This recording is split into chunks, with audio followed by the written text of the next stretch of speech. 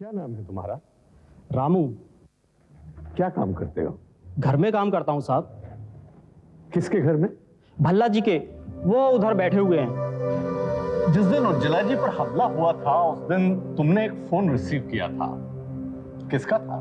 विशाल साहब का। तुम विशाल साहब को पहचानते हो? जी हाँ, वो कई बार हमारे घर पर आ भी चुके हैं। उस रोज तुम्हारे साहब और मुल्जिम विशाल डबराल की क्या बात हुई? उज्ज्वला मेम साहब का कोई मर्डर करने वाला है, ये विशाल साहब ने कहा। तुम्हारे साहब ने क्या कहा? हमारे साहब ने कहा कि धमकियों से डरना नहीं चाहिए। योर ऑनर, सबको एक ही आदमी फोन कर रहा था। इंद्रजीत की नौकरानी को यह पता नहीं था कि फोन कौन कर रहा है।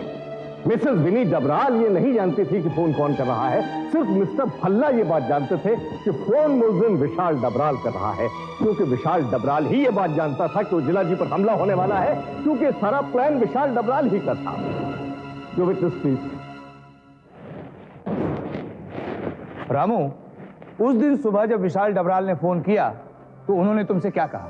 साहब बोले कि वो हमारे साहब से मिलना चाहते हैं। उसके बाद विशाल डबराल ने जो कहा वो तुमने सुना? नहीं साहब।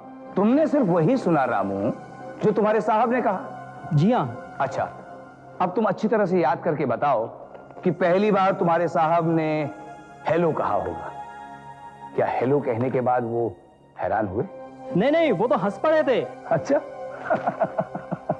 तो उन्होंने हंसकर क्या कहा? वो बोले ये तो सब चलता ही रहता है। उसके बाद विशाल साहब ने कुछ कहा होगा जो तुम्हें सुनाई नहीं दिया होगा। फिर तुम्हारे साहब ने कुछ कहा होगा जो तुम्हें सुनाई दिया। अच्छा बताओ, उन्होंने क्या कहा? साहब ने कहा कि ये सिर्फ धमकी है। आखिर में तुम्हारे साहब ने क्या कहा? और फिर हमारे साहब ने कहा कि जो कुछ हो रहा है वो सब हमारी नॉलेज में है और इससे उसे कोई हानि भी नहीं होगी। अच्छा, तुम जा सकते हो। योर ऑनर, पब्लिक प्रोसिक्यूटर साहब जो विटनेस लाए थे उसके बयान के मुताबिक हमले की सुबह विशाल डबराल को किसी का फोन आया। उसने फोन करके भल्ला साहब से कंफर्म किया, लेकिन विटनेस रामू के बयान के मुताबिक भल्ला साहब बिल्कुल चिंतित नहीं थे। विशाल कोई कार्रवाई न करे इसलिए उन्होंने उसको यह दिलासा दे दी कि उज्ज्वला ठाकुर की जान को कोई खतरा नहीं। This is not a fact your honour. सिर्फ एक नौकर के बयान से मेरे काबिल दोस्त इस नतीजे पर पहुंचे। योर ऑनर, उस नौकर को विटनेस बनाकर मिस्टर पब्लिक प्रोसिक्यूटर ही लाए। मैं मिस्टर भल्ला को विटनेस बॉक्स में बुलाने की इजाजत चाहूंगा। इजाजत है। भल्ला साहब, क्या आपको याद है कि आप 18 जनवरी को उज्ज्वला जी के घर आए थे? जी शायद आपको याद नहीं, कोई बात नहीं। कौन किस तारीख को कितने बजे आता है और कितने बजे जाता है, ये उज्ज्वला जी के घर के बाहर एक रजिस्टर में नोट किया जाता है। शायद 18 ही तारीख हो। आप वहां किस काम से आए थे? यही कि वहाँ एक और फैक्ट्री की इजाजत दे दे और बिल के लिए ज्यादा प्रेस न करे। ये बात मनवाने के लिए आप उज्ज्वला जी को कितने पैसे देने आए? मैं तो क्या, कोई भी ऐसी गलती नहीं कर सकता। सब जानते हैं कि उज्ज्वला जी रिश्वत नहीं लेती। शायद आजकल आपको डिटेल्स ठीक से याद नहीं रहती। आप बैठ सकते हैं। अगर दोबारा जरूरत पड़ी तो मैं आपको फिर से विटनेस बॉक्स में बुलवाऊंगा। योर ऑनर, मैं उज्ज्वला जी को विटनेस बॉक्स में बुलाने की इजाजत चाहता हूं। मैं जो कुछ कहूंगी सच कहूंगी, सच के सिवा और कुछ नहीं कहूंगी। बेटी, I am sorry your honour. Ujjwala, 18 जनवरी को जब मिस्टर भल्ला आपके घर में आए तो उन्होंने कितनी रिश्वत देने की बात कही? 40 लाख। जब आपने रिश्वत देने को मना कर दिया तो वो मुझे धमकी देकर चले गए। इसे झूठ है, सरासर झूठ है। Order order. योर ऑनर, इनकी धमकी और रिश्वत दोनों के सबूत मेरे पास हैं। उन्हें पेश करने के लिए मैं आपसे 10 मिनट की मोहलत चाहूंगा। कोर्ट 10 मिनट बाद फिर शुरू होगी। भल्ला साहब, जी, आपका ये बैग मेरा था, अब आपका है। क्या है इसमें? 40 लाख। आपकी हिम्मत कैसे हुई भल्ला साहब? उठाइए इसे और ले जाइए। वर्मा जी ठहरिए। भल्ला साहब, इतने बड़े काम के लिए आप सिर्फ 40 लाख लेके आए? ये तो सिर्फ काम शुरू होने की खुशी में एक छोटा सा तोहफा है। जब काम शुरू हो जाए तो और कितना मिलेगा? एक वर्मा जी, कमिश्नर साहब को फोन लगाइएगा। ये क्या कर रही हैं आप? रिश्वत लेना जुर्म है और रिश्वत देना भी। आप मुझसे दुश्मनी ले रही हैं। हर बुरा आदमी मेरा दुश्मन है और मैं दुश्मनों से डरती नहीं। योर ऑनर, भल्ला जी को यह मालूम नहीं था कि उजिला जी से मिलने वाले सभी मेहमानों और कार्यकर्ताओं की विजिट वीडियो कैसेट पर रिकॉर्ड होती है। इस कैसेट को देखने के बाद मुझे कुछ भी कहने की जरूरत नहीं है कि उजिला जी का मर्डर किसने प्लान किया। इस कैसेट से एक बात तो जाहिर है योर ऑनर कि भल्ला जी ने उज्ज्वला जी को रिश्वत देने की कोशिश की, लेकिन रिश्वत तो आजकल बिजनेस का दस्तूर बन गई है योर ऑनर, इसमें कोई ऐसी खास बात नहीं है। वैसे यह भी तय है कि भल्ला जी ने उज्ज्वला जी से यह कहा कि आप खामखा दुश्मनी मोल ले रहे हैं, लेकिन इसका यह मतलब नहीं है कि उन्होंने उज्ज्वला जी को जान से मार डालने की धमकी दी। तो फिर दुश्मनी की धमकी देने का मतलब क्या है? क्या एक दुश्मन दूसरे दुश्मन को नहीं मार डालता है? ये जरूरी नहीं है मेरे काबिल दोस्त, आखिर भल्ला जी एक बिजनेसमैन है, कोई अंडरवर्ल्ड के डॉन तो नहीं है। श्योर, भल्ला साहब एक बिजनेसमैन है, he is an honourable man. लेकिन उज्ज्वला जी जो बिल पास करवाने जा रही थी उससे इनका पूरा बिजनेस चौपट हो सकता था, इसलिए ये उज्ज्वला जी के राजधानी पहुंचने से पहले ही उनको खत्म करवा देना चाहते थे। ये आपकी इमेजिनेशन की उड़ान है वकील साहब, वरना भल्ला ग्रुप से तो बहुत बड़ा बिजनेस डबराल ग्रुप का है, जिसके इंचार्ज मुल्जिम विशाल डबराल हैं। योर ऑनर, मुल्जिम विशाल डबराल पर यह भी इल्जाम है कि उन्होंने 2 बार डिस्ट्रक्शन ऑफ एविडेंस की कोशिश की। मैं अदालत से गुजारिश करूंगा कि वो इंस्पेक्टर रॉय को विटनेस बॉक्स में बुलाएं जो मौके वारदात पर मौजूद थे। You may proceed. ये सच है माय लॉर्ड। पहली बार विशाल डबराल ने हातिम भाई के कातिल को मारने की कोशिश की, जिसे बड़ी मुश्किलों से मैंने बचा लिया। और दूसरी बार जब उज्ज्वला जी के घर उन पर हमला हुआ, माय लॉर्ड, मुल्जिम विशाल डबराल ने भागते हुए हमलावर को जान से मार डाला। अगर आज वो जिंदा होता तो हम ये अच्छी तरह से पता कर सकते थे कि उसे कत्ल करने का हुक्म किसने दिया था। Sorry your honour, your witness please. Inspector साहब, आपके अंदाज बहुत खोखले हैं।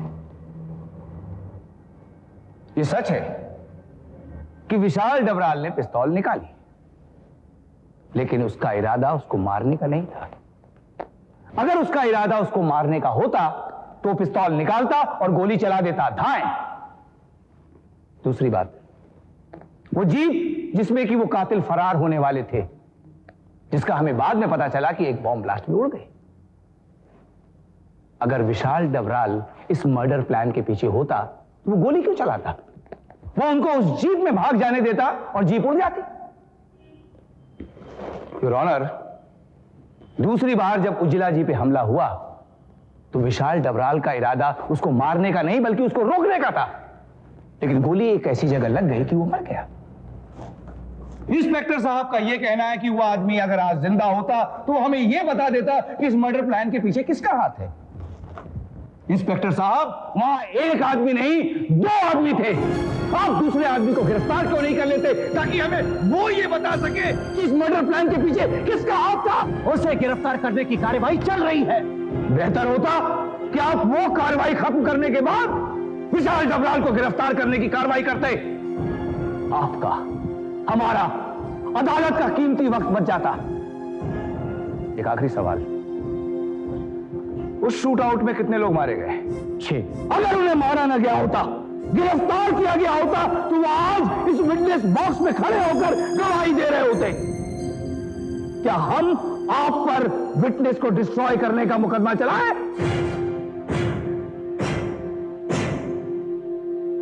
That's all, Your Honor. इस मुकदमे का फैसला कल सुनाया जाएगा। अदालत मुल्जिम विशाल डबराल को बेगुनाह करार देते हुए उन्हें बाइज्जत बरी करती है, और चूंकि मिस्टर A.N. भल्ला के खिलाफ जो सबूत पेश किए गए हैं वो उज्ज्वला ठाकुर के कत्ल की साजिश के लिए काफी नहीं है, लेकिन उज्ज्वला ठाकुर को रिश्वत देने के जुर्म में अदालत पुलिस को हुक्म देती है कि वो A.N. भल्ला पर कार्रवाई करे और उज्ज्वला ठाकुर के अटैक केस की तफ्तीश तेजी से करे।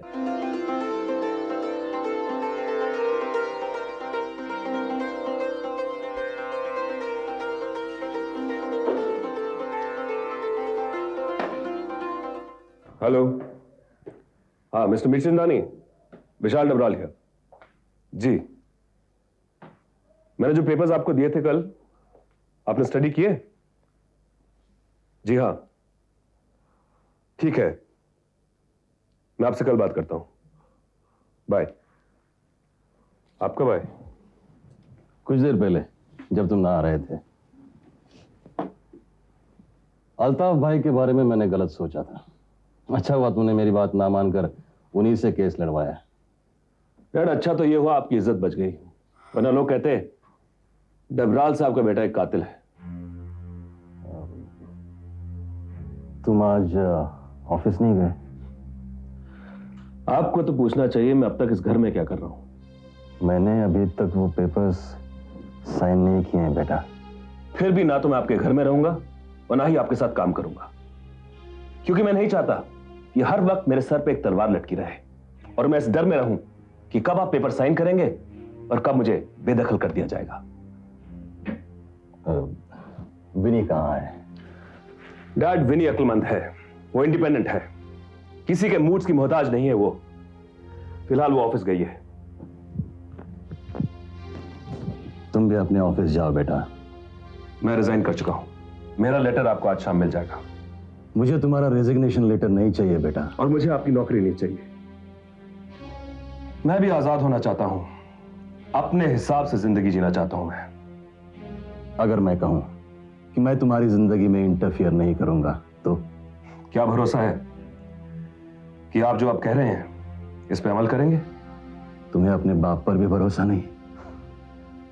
कौन से बाप की बात कर रहे हैं आप? कल वाले या आज वाले? Please don't try my patience. गुस्से में आकर करेंगे भी क्या आप? ज्यादा से ज्यादा क्या कर लेंगे?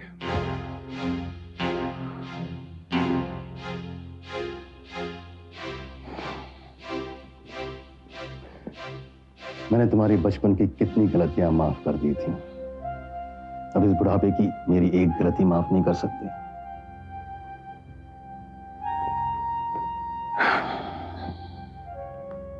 तुम्हें मुझे छोड़ना ही है ना? थोड़ा इंतजार करो, तुम्हारे भाई को पढ़ लिख के आने दो, फिर जो चाहे करना। मैं तुम्हारे रास्ते में नहीं आऊंगा। ठाकुर साहब जल्दी चलिए, मालकिन बेहोश हो गई है जी। बेहोश हो गई? अरे दिन में ही भूत देख लिया है क्या? नहीं, उल्टियां भी हो रही है। जरूर कुछ गला सड़ा खा लिया होगा। नहीं ठाकुर साहब, बात कुछ और ही है। बात कुछ और? क्या बात है? इनाम दो तो बताओ। इनाम दो? क्या कह रही है तू? सब बेहोश हो गई? जी ठाकुर साहब। और उल्टियां भी आ रही हैं? जी ठाकुर साहब। बात कुछ और ही है, पतझड़ में फूल खिलने वाला है। ये ले तू अपना इनाम। ये ले। जा जा। कौशल्या, कौशल्या, क्या ये सच है? मुझे क्या पता। अरे ये जो लोग कह रहे हैं, क्या ये सच है? सच ही होगा। अरे कौशल्या, मैं भी तुझे यूं ही डांटता रहता था भूल जाओ बात। और ना जाने क्या क्या कहता था। अरे भूल जाओ ना पुरानी बात। चलो, भगवान जो कर रहा है अच्छा ही कर रहा है। हमारे चिंटू के लिए एक छोटा भाई आ जाएगा। भल्ला तुम्हें इतना नर्वस होने की जरूरत नहीं है। नर्वस होने की जरूरत नहीं। अरे साबित हो चुका कि मैं रिश्वत देने गया था। कमाल करते हो भल्ला, 40 लाख भी कोई रिश्वत होती है? घबराओ मत, कुछ नहीं होगा। जो होना था वो हो चुका है, आगे से हम और खबरदार रहेंगे। अरे मगर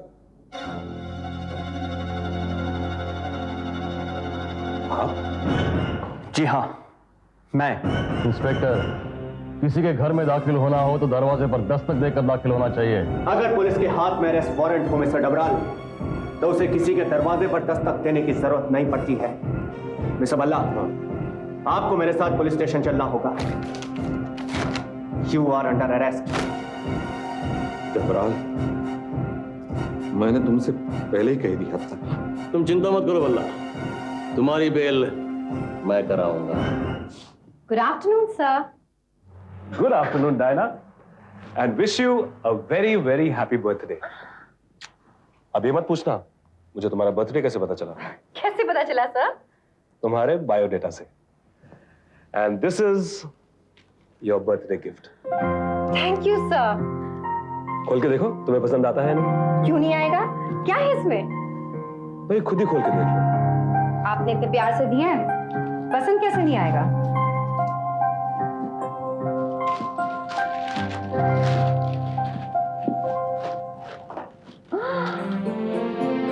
वाह, मैं इसे अभी पहन के आती हूँ सर।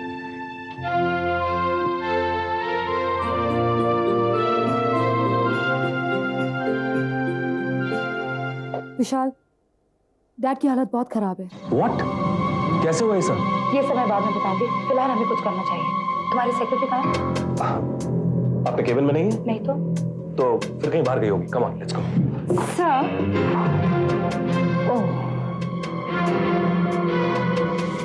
तुम्हारी सेक्रेटरी कहीं बाहर गई होगी। विनी, मैं बस विशाल, इससे आगे कुछ कहने की जरूरत नहीं। मुझे पहले ही समझ जाना चाहिए था, जैसा बाप वैसा बेटा। विनी, तुम हद से ज्यादा बात कर रही हो। हद से ज्यादा मैं बात कर रही हूँ। शराफत की सारी हदें तुम पार करते हो। घर में बीवी होते हुए ऑफिस में रखेल पा रखी और मुझे कहते हो हद में रहो। विनी, जैसा तुम समझ रही हो वैसा कुछ नहीं है। तो फिर कैसा है विशाल? मेरे आते ही तुम्हारे मुंह का रंग उड़ जाता है क्योंकि बाथरूम में सेक्रेटरी छुपी हुई है। विनी, फॉर गॉड सेक प्लीज। मुझ पर क्यों चिल्ला रहे हो? मेरी बात तो सुनो। मैं तुम जैसे गिरे हुए इंसान की बातों क्या तुम्हारी शक्ल भी नहीं देखना चाहती।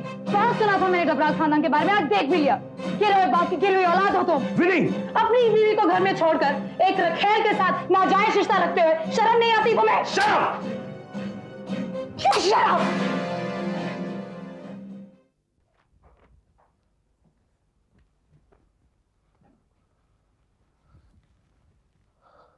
डैड,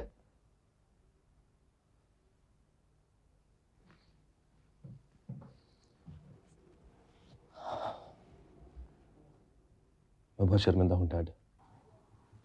उस दिन शायद मैं कुछ ज्यादा ही बोल गया। मैंने भी तो बोलने में कोई कसर नहीं छोड़ी थी बेटा। बेटा, मैं इन सब बातों को भूल जाना चाहता हूं। हाँ डैड, हमें वो सब बातें भुला देनी चाहिए। लेकिन डैड, एक बात कहूं, आप टेंशन बहुत लेते हैं। बेटा, जब तू बाप बनेगा तब तुझे पता चलेगा ये फिक्र, परेशानियां और जिम्मेदारियां क्या होती है। बस डैड, ज्यादा बातें नहीं। डॉक्टर ने आपसे आराम करने को कहा है और अब मैं आ गया हूं ना। तू तो आ गया है बेटे, लेकिन विनी नहीं आई। डैड, वो क्या है कि वो मेरे साथ आने वाली थी, किसी मीटिंग में फंस गई, but she'll be coming soon. अच्छा डैड, मैं चलूं? फिर आऊंगा।